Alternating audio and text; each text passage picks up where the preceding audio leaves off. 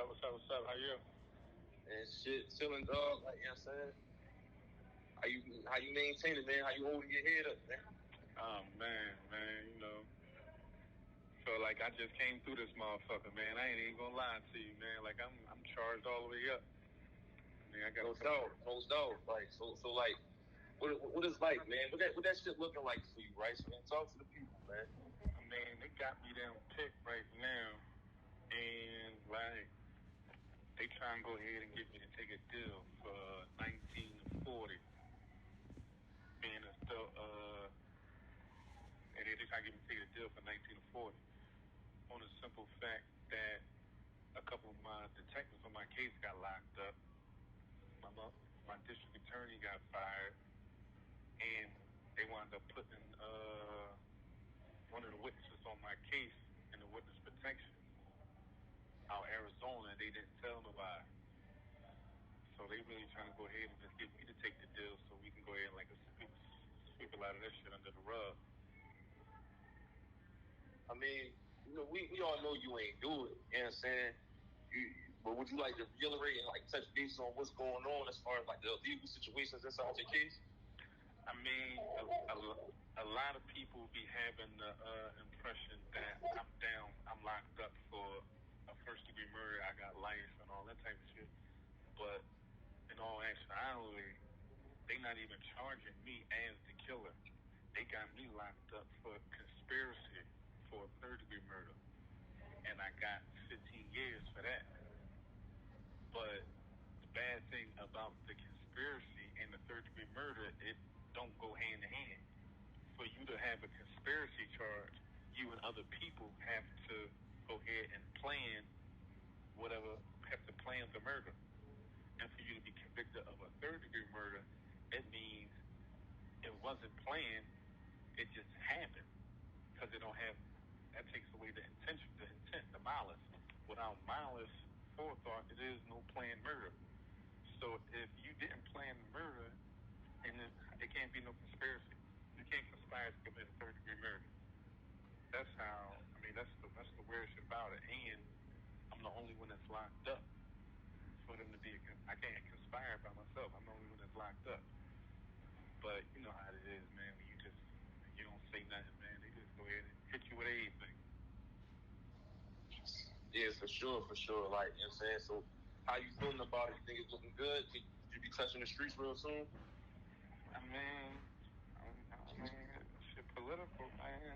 Like, it's the old head from down north. I think his name, like, Anthony Wright. The two of the detectives that was on his case, I think it's Thomas Augustine and Dennis Doucette. He wound up suing the city of Philadelphia because they caused witnesses and fabricated evidence in his wrongful conviction. He got like $10 million for his case. Now, the detective that I'm saying that's crooked in my case is the same detective that was crooked in his case. And he got locked up in the early 90s. I got locked up in the early 2000s, 2004. And the detectives and the cops that was locked up in my case was Colin Cummins, Dennis Doucette, Thomas Augustine, and Earl Casio. They was fired by Larry Krasner when he came into office. And my district attorney, Yvonne Rubez, she was also fired by Krasner when he came to office. But my whole thing is, if the district attorney is crooked, I mean the whole case is no good, because the district attorney is the one who handles the case.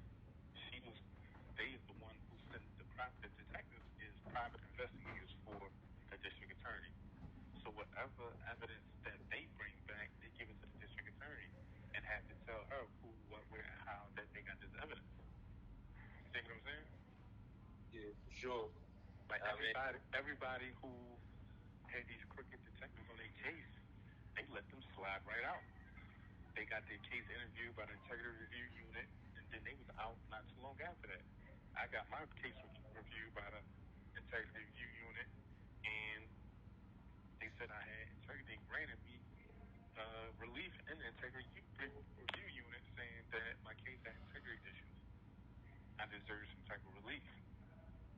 So, like, that's one of the reasons why. That's one of the reasons why I came down here right now. Well, you know what I'm saying? With doing that, like, you know what I'm saying, as far as the legal precautions and, the shit that you be taking care of, like, how you think on the case as far as, like, everything looking for you in general. You know what I'm saying? Like, they playing hardball. Like, they really trying to deny the fact that because, only one person, like, it was happening in front of the school while the school was letting out and all that, but the vice principal, the school cops, and even the people that got shot all said not guilty. People said that I was there, but nobody said that I had a gun or I was shooting a gun at that time. It was just one person, one female over there from over the bridge, who said, yeah, he had a gun, he was shooting and all of that. But that was after she made a statement, and her initial statement to the detectives was in a fake name. But when they subpoenaed her and she came to court, she said that he was shooting. And they asked her, who was he? She didn't say me. But not too long after that, like not September 28th, but somewhere like in 2005, like August 31st, 2005, the witness got locked up for aggravated assault on a cop. They did something to her. They wound up doing something to a cop, trying to kill him, whatever the case may be. And she wound up getting locked up for that. Now, when she got locked up for that, the detectives, the cops, whoever, told her, if you testify on Rice, we'll go ahead and let you out. And of course, she agreed to it, and they sent her, and the witness protection sent her out Arizona. But the thing about this, they did this while she was a juvenile. They sent her to another state while she was a juvenile. They paid for this shit out of their own pocket. They didn't mention none of this on the record. And when my lawyer asked her on the stand, well, are you getting any type of help because you testifying on this case? And she said, no. But the record, I even got the case number from her case. The case number is MC 51 CR 08-50141 -2005. And this incident happened August 31st, 2005. Now, that case is removed from the record. Like, it don't even exist. I had got a private investigator, all that on it, and it don't even exist on the file no more. But with the detectives, they just don't let you tell one time and then get away, or they keep using you until they really can't get no more information out of you. So she wound up catching another case, September 28th, 2006. Case number MC 51 CR 1302704 2006. And that case is also removed from the record. And they never told the courts, the judge, or the defense outside that she was given some type of immunity and she was placed in witness protection in exchange for saying what she said against me. Saying that shit illegal, man. So we can all say that the system ain't playing fair, like the system basically mistreating you right now. And the DA, they sent I've been fighting this one motion, this one PCRA since 2011. It's 2021 now. And just recently, the district attorney put in a response motion, put in a response to my PCRA, and they said the Commonwealth will agree that Keels is entitled to PCRA relief due to effective assistance to counsel. In consideration of his plea, the Commonwealth will recommend a sentence of 19 to 40 years of incarceration to be followed by whatever period of probation this court seems fit to impose. This evidence includes forensic evidence demonstrating that the defendant was not the only person firing a gun at the time of the shooting, investigators determined that at least 3 different guns were fired during the incident. From trial testimony, October 26, 2005. It's that eyewitness indicated that the decedent, Jalil B. Tyler, also possessed a firearm reported out prior to any shooting. The statements cited here are all 75 to 483 interviews taken from eyewitnesses by the Philadelphia homicide detectives. According to statements, Jalil B. Tyler realized that there could be trouble after school between his friends and Keels' friends. In anticipation of a confrontation, Speaks left school early to get a gun, come back in time for school to let out. According to some eyewitnesses' statements, the decedent Jalil B. Tyler fired his own gun several times. Both at trial and on direct appeal, the Commonwealth depicted Keels as an unprovoked shooter of a defenseless individual. Counsel failed to employ the evidence provided in discovery to challenge the Commonwealth version of events, constituting an ineffective assistance claim of arguable merit. If trial counsel had introduced evidence that the decedent was also armed and that the decedent may have pulled his gun first, counsel would have argued at a minimum for a finding of voluntary manslaughter under a theory of provocation or imperfect self-defense. So, like, that's their own words. Why, while I'm down here on writ, why they trying to go ahead and give me some relief on the case? So, while you down here on writ, you got anything you want to say to the streets, man? I'm here, man. I'm down thick. I'm already on ice, man. The Alpha, he situated me real nice for me when I came down here, man. Like, put me in a situation where, I move around a little bit, man. I go ahead and get my mind right. It was just like a breath of fresh air. They work there, we live there, but it was like a different type of respect. It ain't had to be you ain't always got to be working with the police. You ain't always got to be on the rat shit to go ahead and get how you live. I'm down here doing me just on the strength. They respect how I'm moving. I ain't begging, kissing, none of that. I'm just doing his head, man. Definitely right. You know what I'm saying? You already know that the streets miss you, bro. You know what I'm saying? Niggas definitely need to get home, man, keep fighting. You know what I'm saying?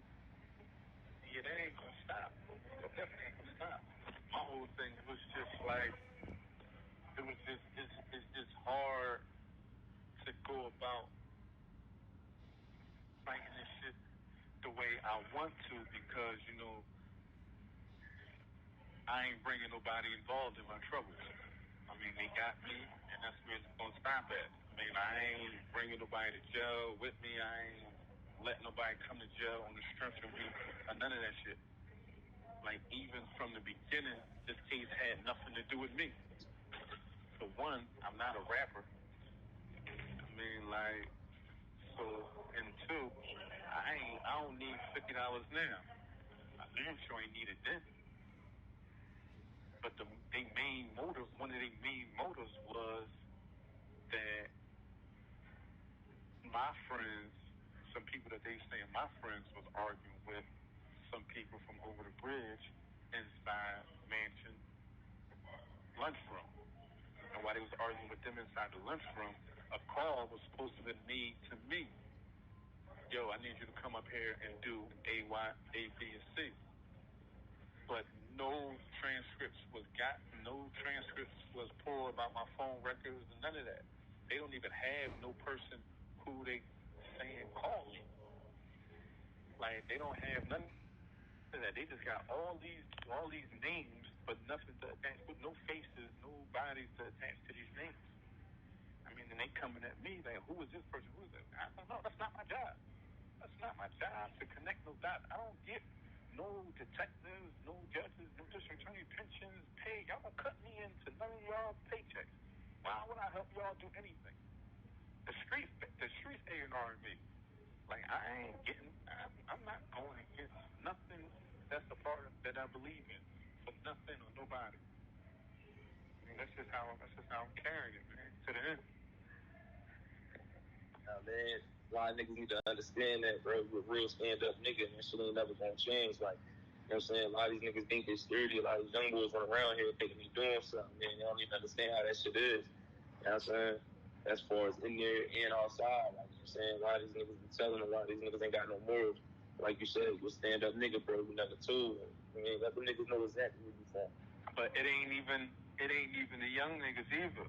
Like, I mean, it's a lot of, suckers, old niggas, they sneak dissing on the gram on this fake, on this, Philly First 48 nut shit that they on. I mean, like, they putting out all these, and all this weird stuff, but y'all acting like they really want some type of status. But every time I go to court to give back some time, or every time I go to court, they in the courtroom telling the judge not to let me out. They writing letters to the judge telling them give me the maximum sentence and all. They just keep being there. What is y'all being in the courtroom for when I'm trying to go ahead and get home? You said niggas is writing the judge, bro? I'm telling you, it's in my transcripts that my recommended sentence for the homicide when I lost my case was 7 years for the homicide. I was going to get 7 to 20 years for the homicide. I was going to get 3 to 5 years for the aggravated assault. And I was going to get like 2 years running together with the homicide for the gun. So that would have put me at 13 to like 20, 30 years.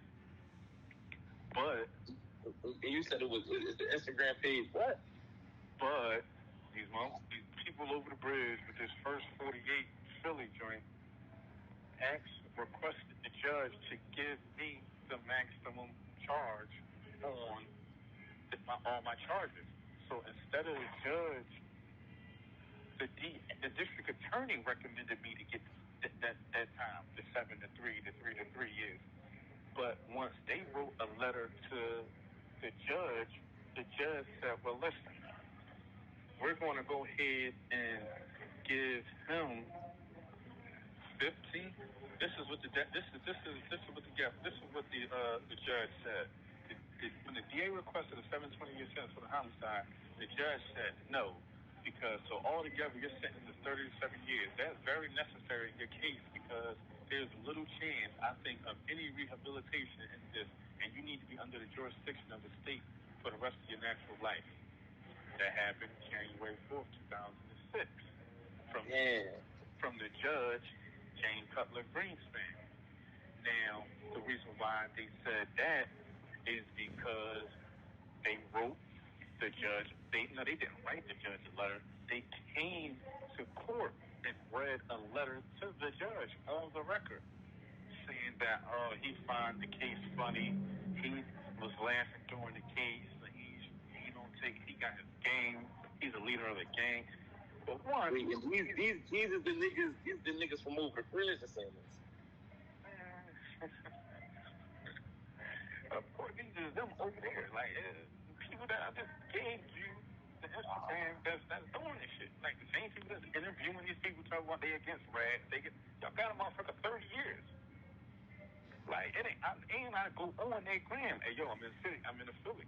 I'm on State Road. Y'all gonna help me get out of jail? Y'all gonna go ahead and tell people the truth? I ain't do this. Like, it ain't hard. Like, I let it be known. Like, you can meet me in the field. We can put it on all mass. Like, it ain't no ifs, ands, or buts about who doing what. But like I said, like, they sat there and read this stuff to the judge saying that, oh, well, Johnny with the fupas, she got 302 after her brother got killed, and we got this Jerry with the mask.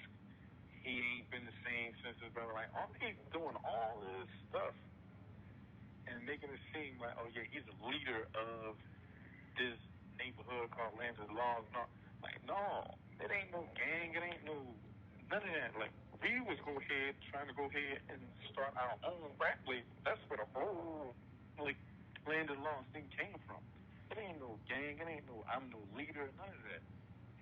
Because nobody is paying. Nobody is. Come on, man. They on some other stuff. It was just on the simple fact that they kind of kept saying like he was laughing during the courtroom. He was doing this and all. Like no, I was sitting up there. I was even the ant. No, it is on record that I had mental health issues. It's on record that I was at Norristown State Hospital for my mental health issues. It's on record that I was using the weed and all that, helping me cope with the mental health issues and all that. But me, I just don't be saying nothing. When the news reporters, when these rats and all that be getting online, social media saying whatever they're saying about me, I just go ahead and let it ride. But the truth of the matter is, the situation where they was talking about me laughing in court, that had nothing to do with the case, period. I'm sitting up there hallucinating about some other stuff that ain't had nothing to do with the case. So I'm hearing voices, I'm seeing stuff that other people don't see in the middle of my court hearing.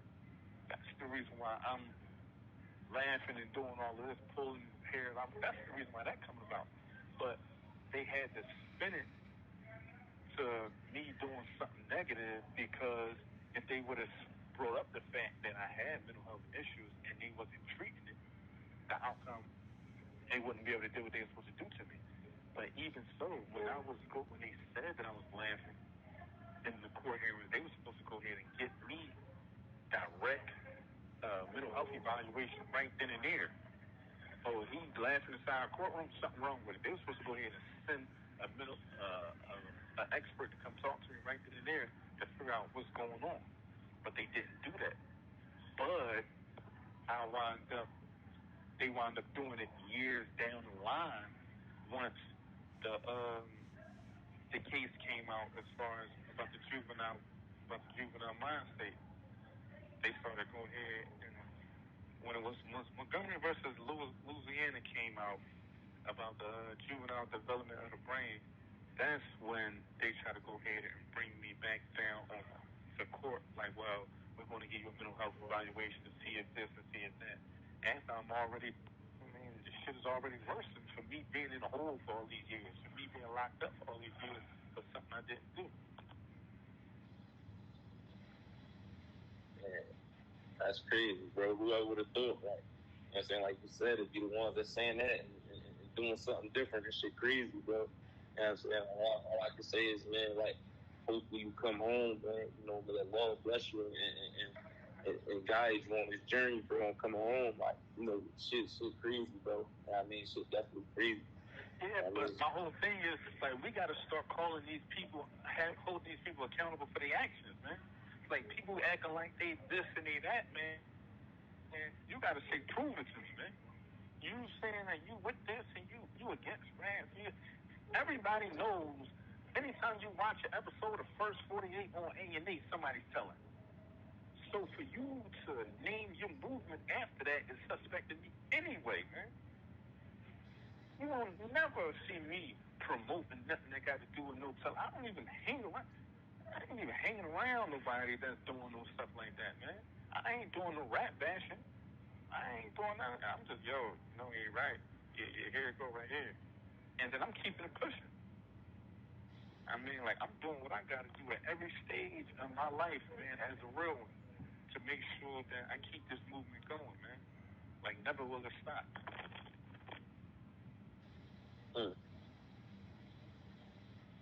Yeah, so, man, like, I don't even know what else to say to you, brother. Like, you know what I'm saying? Just knowing, like, just knowing that little piece of information, man, like, you know what I'm saying, it got me really feeling bad for you, and just, like, knowing that there's niggas out there that you say is telling. You get what I'm saying? It's crazy, bro. You know what I'm saying? It ain't really no secret of, like, who ain't right. Like, it's been, like, many, taking it back to the DVD era, many people was blasted on these DVDs. Many people was exposed and all that type of stuff. But like I said, my whole thing is I just don't be saying nothing, because for what? Like, I ain't exposing nobody for being no rat. They giving out 20. They giving out dubs for that shit, man. You calling somebody a rat and all that, they giving you 20 for that. They give you 20 for exposing the rat, and they gave you 15 for homicide. Like, which one makes sense to you? But it just goes back to, like, when I was a juvenile. All this comes from when I was a juvenile. I was 16 years old when they locked me up for this. Right? And I still juvenile, and I still stuck to the G code. Like, I'm not saying nothing. I'm not doing none of that. And I asked my lawyer, like, yo, I wanted to go up the mills because my gang was up there. I mean, the Chinaman, he was up there, so I'm trying to go up there and kick it to the Chinaman and see what tip he on. So me and him can go ahead and get to the bottom of a lot of shit that we had going on, along with other people. But my lawyer at the time, he said that when I asked him, like, Dan, can you go ahead and put in the decertification hearing for me? That's so I can get charged from adult down to juvenile. And if I would have gotten sentenced down to a juvenile, I probably could have went to Glen Mills, one of the facilities. But he was saying, like, no, I can't go ahead and put that certification hearing for you because it's too much a high profile case. They ain't going to accept it. And another thing, you ain't pay me for that. You ain't pay me to go ahead and file that certification hearing, so I'm not doing it. Now, by him saying that, that's bullshit because my lawyer on appeal wound up getting the paper from the courts, wound up getting the money from the courts to go ahead and file for me to get, not for me to get certified, but for me to get interviewed by a doctor. And the doctor that interviewed me was a guy named Kirk Helburn. He's from Drexel University, PhD consultant psychologist, along with a lady named Sarah Phillips. They both from Drexel University. She a graduate student. And they said the failure to obtain an evaluation on the issue of the certification meant that the court did not have the opportunity to consider a number of domains on the broader question of whether Desmond Keels would be returned to the juvenile system. Dr. Helburn appends if there was a motion to decertify, such a motion would have provided information relevant to whether Desmond Keels was amenable to treatment, supervision, or rehabilitation. And if so, whether he could have been rehabilitated prior to the expiration of the juvenile court jurisdiction. Now, that juvenile court jurisdiction is 21 or 25. Now, had my trial lawyer would have pressed the issue for me going to juvenile court like I asked him to, I probably could have been out this motherfucker at 25 years old. That was 8 years ago.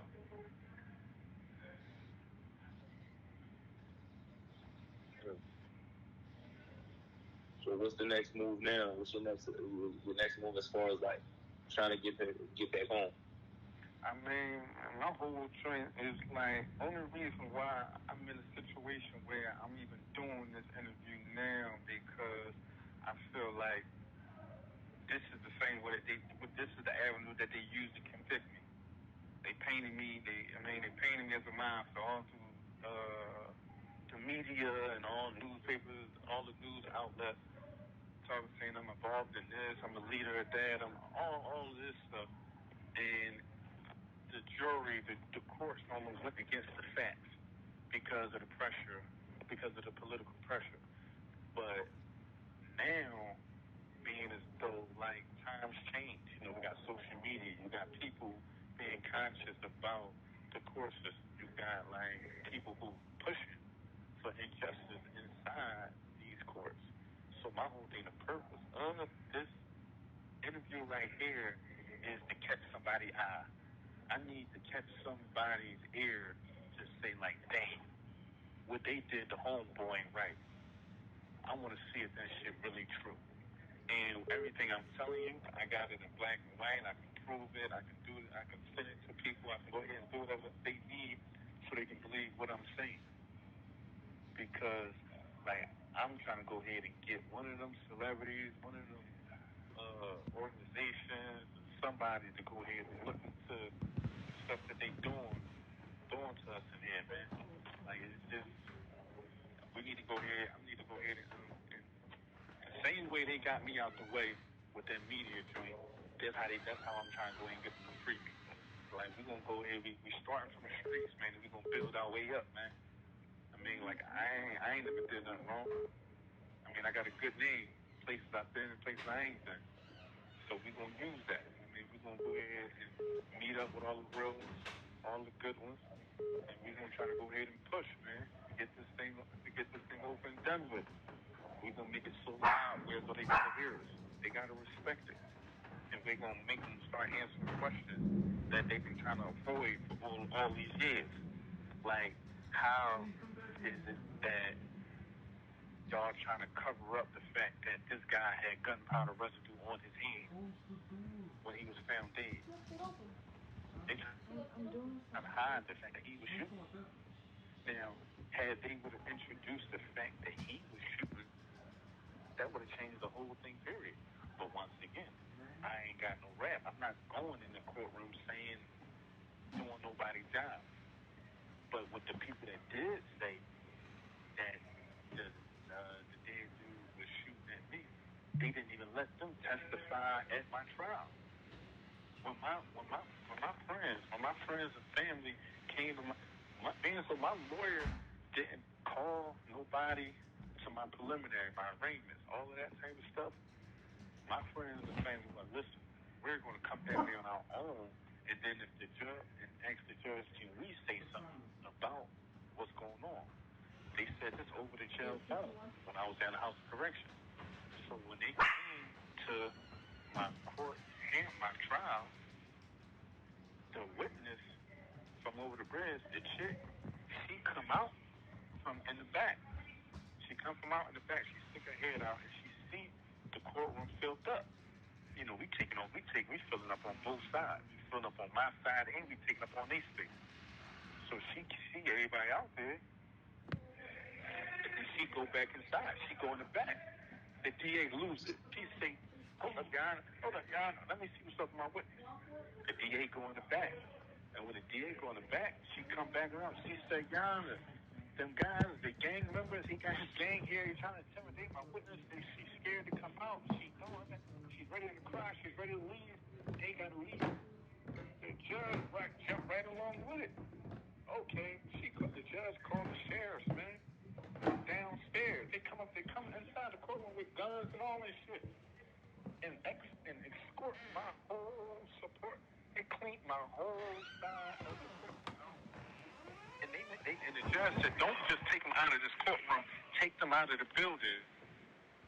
So the sheriffs come up there with guns and take my friends and family, walk them all the way down to the bottom of the criminal justice center and made them walk to the corner. They walked them to the corner, and then that's when they wound up leaving.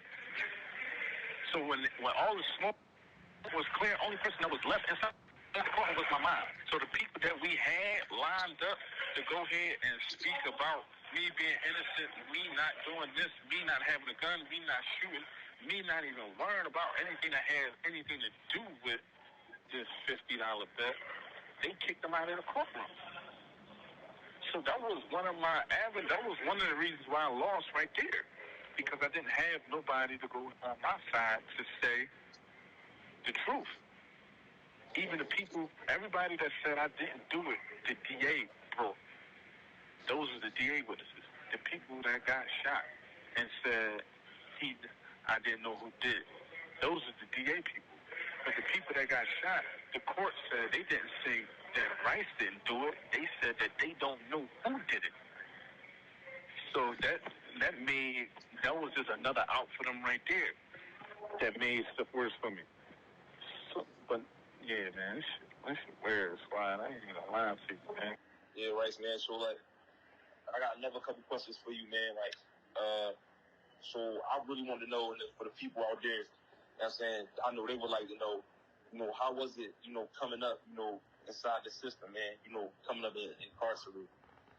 Coming up like growing up inside jail? Yeah. I mean, for me, it was a traumatizing experience because, like, you know, I'm all over TV. I'm all over the newspaper, and they talk about how I'm shooting somebody up outside of a school for $50. So now I'm around all these grown-ups who kids going to school, and they like, damn, my kid, that could have been my kid. They could have, and like they feel some type of way because of something that they thought I did, and I'm feeling some type of way about something that I didn't do. So it's just like aggression meets aggression, and you know, people in my hood, we ain't reading no fine prints or no newspapers. We just seeing the front cover.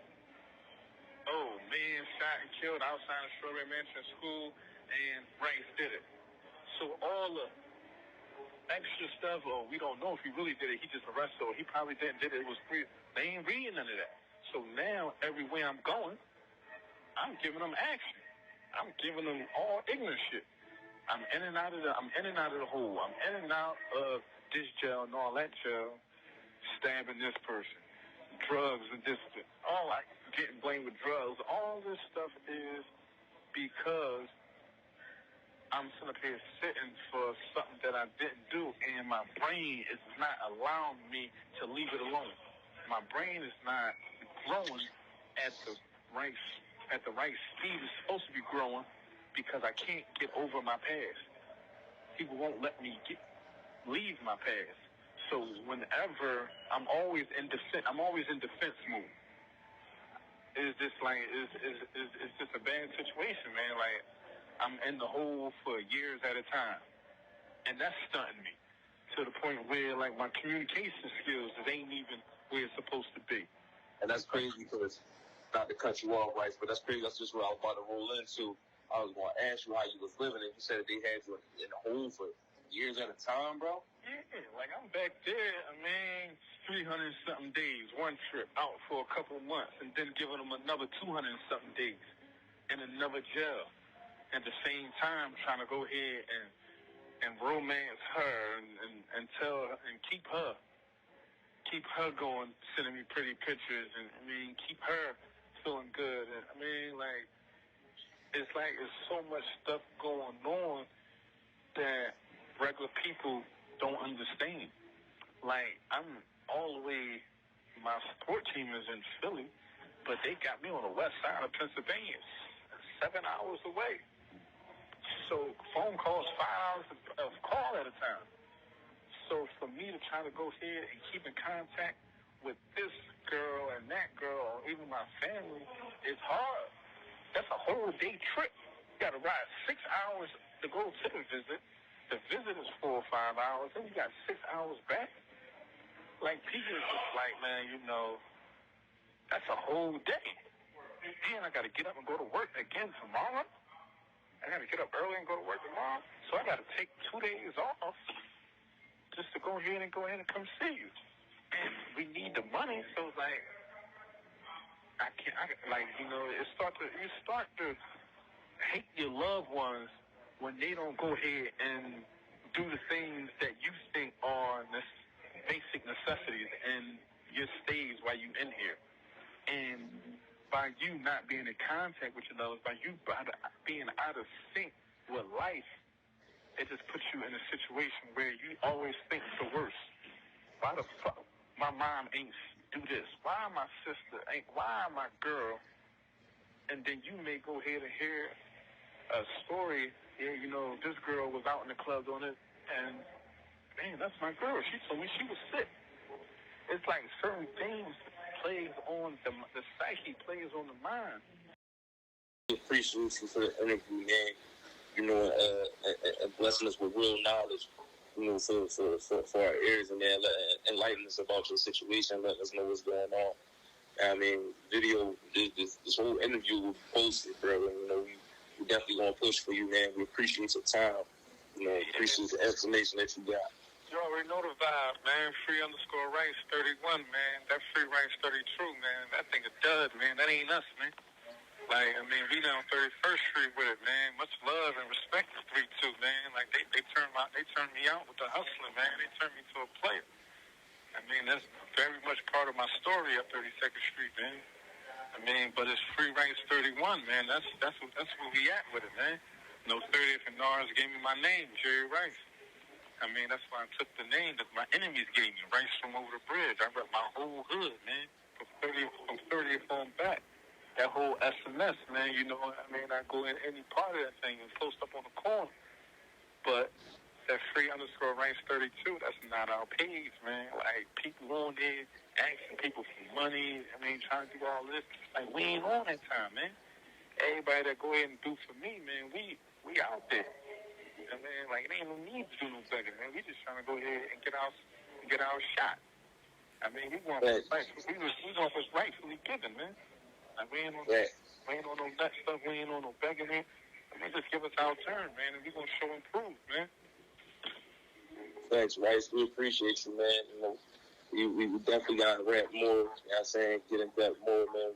You know, but you got anything else that you want to say to the people out there before we go? Man, Free Rice, I'm coming to a hood near you, man. Yeah. Yeah. All right, man. Appreciate you. Yeah, salute it, man.